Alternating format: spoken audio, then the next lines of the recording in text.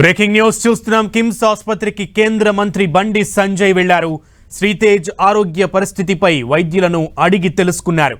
ఇక సంధ్యా థియేటర్ తొక్కిసలాట ఘటనలో గాయపడిన శ్రీతేజ్ సంపూర్ణంగా కోలుకోవాలని ప్రార్థిస్తున్నానని బండి సంజయ్ అన్నారు.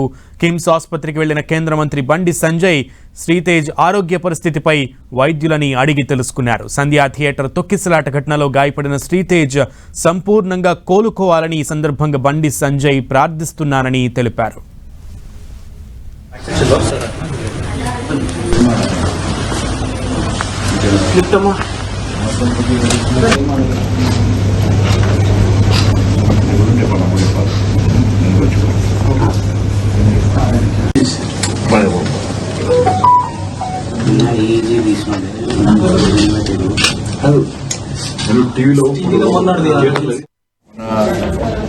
సంధ్యా థియేటర్లో జరిగినటువంటి తొక్కిసలాటలో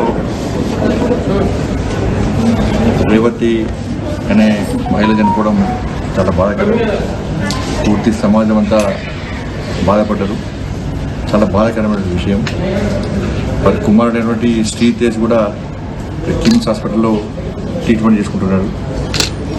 మొదలక పార్లమెంట్ సమావేశాలు మొన్న అనుకోకుండా హైదరాబాద్ వచ్చి వెంటనే తిరిగి మళ్ళీ ఢిల్లీ పోయి రావడం జరిగింది. ఇప్పుడే ఢిల్లీ నుంచి రావడం జరిగింది.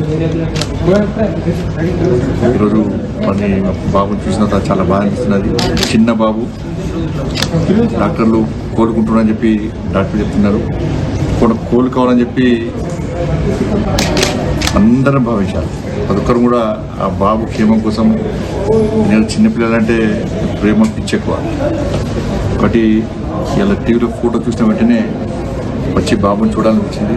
తప్పకుండా బాబు కోలుకోవాలని చెప్పి నేను నమ్ముకున్న అమ్మవారిని